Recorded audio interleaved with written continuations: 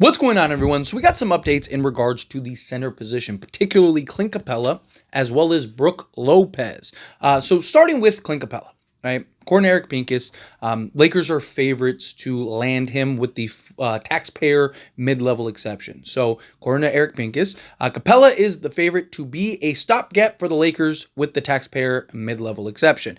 Now, again, this is something that I've talked about, right? Whether the Lakers make a trade or not, the consensus report is that the Lakers are going to try to bring in Clint Capella with that taxpayer mid-level exception, bring him in and let him kind of be the primary backup because they want a guy with some experience, right? Any of these young centers, if they land any of them, right, don't have the experience for, a game 7 or something like that. So it'd be nice to have kind of that veteran guy, that veteran presence. Clint Capella, I do think would make a ton of sense for a team like the Los Angeles Lakers. He's in many ways the ideal center alongside a Clint Capella or a Luka Doncic. Clint Capella is the ideal center alongside a Luka Doncic. It's just, obviously we'd prefer a more long-term answer, long-term approach. Clint Capella is still one of the best offensive rebounders in all of basketball. He's a double-double guy who's going to look great playing alongside Luka Doncic. I don't think he would be a bad signing at all. And look, there's also reports that teams are trying to take advantage. According to Anthony Irwin, there are teams that are trying to take advantage of the Lakers, and they know the Lakers are desperate for a center, right? So if all these prices for centers are insane, you're better off just going and getting a Clint Capella. Also, a couple things. Here's a thought, too. If the Lakers were to go sign a Clint Capella, now they're not as desperate, right? So if you sign a Clint Capella, that could lead you to a trade to go get another guy because it's like, hey, we could just run it with Clint Capella. Right, we're fine with him being our starter, and then we go get a primary backup. Right, so I think that the Lakers should prioritize getting Clint Capella, something that I think is important to kind of keep in mind. But we also got an update in regards to Brook Lopez. There's growing belief that the Brook Lopez will leave the Milwaukee Bucks this summer, and the Lakers are gearing up to pursue him, per Jake L. Fisher. This time around, however, numerous rival teams are bracing for the center-craving Los Angeles Lakers to make a run at luring Lopez away from the Bucks. Even if the Lakers plan to address their center void by pursuing Atlanta's Clint Capella, instead of perhaps target not as frequently discussed, there is a growing belief Lopez will indeed be on the move next week after a highly successful 7-season stint alongside Giannis Antetokounmpo. So again, a growing belief that he is going to depart and that he is going to leave the Milwaukee Bucks. And again, another guy that I've talked about, I'm not against. I've said, right, if you told me the center position that we go into next season is Clint Capella and Brook Lopez, I'm fine with that. I have no issues with Clint Capella and Brook Lopez. I would be more than happy with that. Now, is that the sexy version of the Lakers? Is that the young? Well, no, not necessarily. But again, those are two veteran, seasoned players that give you different looks at the center position, which is something that would be great for the Lakers, right? To go get a guy in a Clint Capella that can be your floor runner, your lob threat, right? Rebounder, shot blocking type of center. And then now you have a Brook Lopez who can be that skilled big that can make plays, operate around the rim, and stretch the floor. You also kind of have that ideal scenario either way alongside a LeBron James and a Luka Doncic, right? When Luka's on the court, you have Clint Capella. Why? Because Clint Capella can be that lob threat. Luka Doncic likes to have that outlet and that lob threat. Boom, you have that. And then when LeBron James is on the court and he's operating as like the primary ball handler, you can have Brook Lopez out there because Brook Lopez is more of a LeBron type center. Luka likes the traffic, right? He likes the guy in the dunker spot. Get into the teeth of the defense, create that dribble penetration, the defense collapses, and then it's an easy outlet to the dunker, right? Where LeBron, he wants the floor spread. He wants everybody, the other 5 guys out wide, so that way he can put his head down, bully his way to the basket. If he can finish at the rim, he'll finish at the rim. If not, and he gets cut off, then he can kick out 2 shooters like a Brook Lopez. So I do think regardless, I think that there are these scenarios with those two where I think you'd be fine.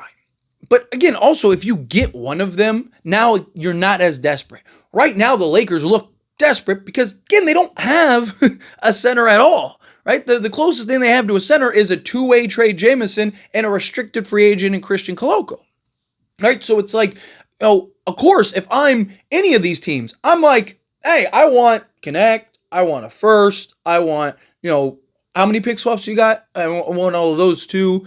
Hey, I'm craving a burger, right? Man, I really love some In-N-Out, right? Like that. If I'm the whatever team is negotiating, I'm selling everything. I want everything, right? Because it's like, whoa, well, go to the next guy, and the next guy's like, I want the same thing, except this time I don't want, I want Whataburger instead, right? Like or whatever, right? Like it's just that's the issue. But if the Lakers address the center position, right, with a guy that actually could be their starter, now those prices come down because it's like, okay, you can either trade with us or keep him because we can just go with a Clint Capella. So ideally, it's why I really want the Lakers to get a Clint Capella, because if you told me worst case scenario, Clint Capella is our starter, that's fine.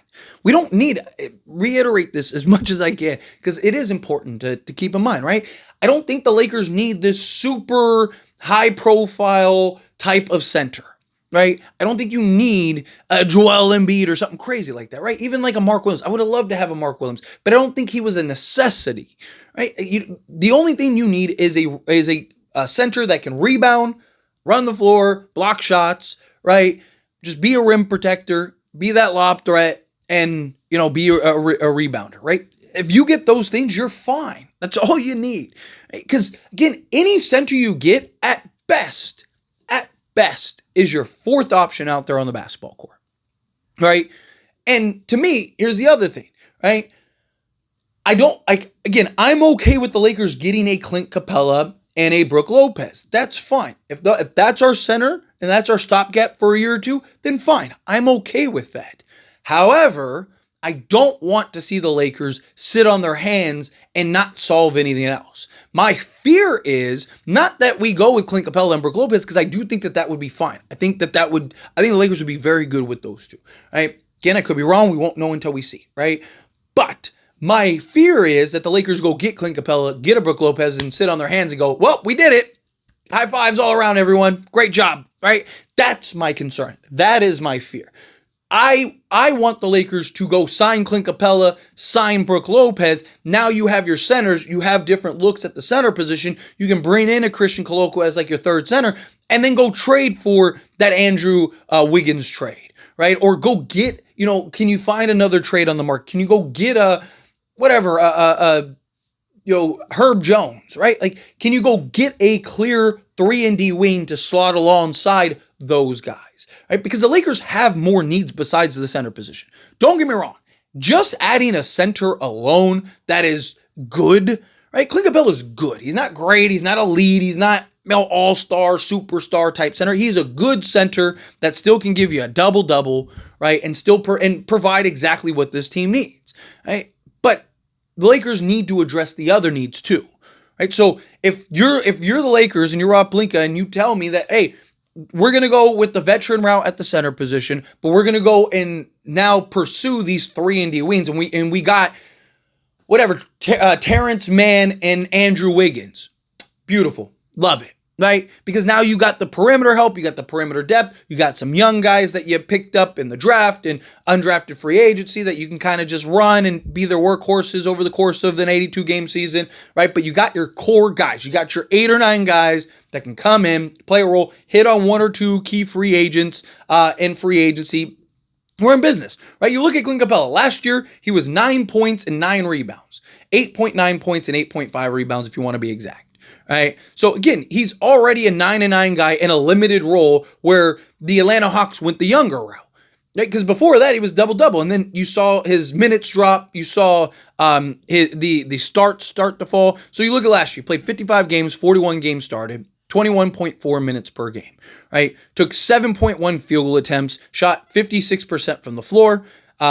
2-point range, 56% on 7.1 attempts. EFG of 56%. Free throw shooting, never been a great free throw shooter. He's 53.6%, which is why Brook Lopez might be good too. Because late in games, you could still have the rim protection from Brook Lopez, but also have a free throw shooter that you can trust and rely on, right? Rebounding, you have 8.5 rebounds, including 3.2 offensive rebounds, right? Again, and this is in limited minutes. This is in basically backup minutes. And then 1.1 assist, a steal, a block, and 8.9 points. Like, and if you look at his per 36, so like what would he be as a starter? He'd be 15 points, almost 15 rebounds, including 5.3 offensive rebounds, 2 assists, a steal, and almost 2 blocks.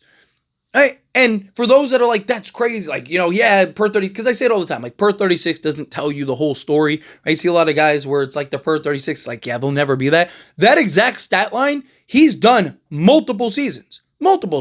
He had a season with Atlanta where he averaged 15 points, 14.3 rebounds, including 5 offensive rebounds with an assist, a steal, and 2 blocks. Literally per 36 that I just talked about, right? So he's a guy that has shown that he can actually get that per 36 for you, right? And then you look at a Brook Lopez real quick, right? And people, he had, he had a bad season, he's on the decline. Yeah, sure, maybe, but that's why you don't have him as your starter. You have him as your backup. That's the difference, right? And if and even in a bad year for him, he still played all 80 games. He's played 80 games, 79 games, and 78 games. Played 32 minutes per game, 9.7 attempts, shot 51% from the field, including 37.3% from three-point range on 5 attempts, right? Shot 63.6% from two-point range, 5 attempts, had a 60% EFG, 82.6% free throw shooter, grabbed 5 rebounds, 2 assists, a steal, and 2 blocks per game with 13 points. That's fine. Give me those 2. Sign me up. I'm not against that at all. But again, you have to do something else. But anyway, as always, this is a discussion, pass question on you. Let me know your thoughts and opinions down in the comments. That being said, if you haven't liked this video, hit that like button. Helps me a lot. So we enjoy these types of videos. Truly appreciate it. Not subscribe channel, hit that subscribe button. Turn on the bell notifications. Appreciate y'all. See you in the next one.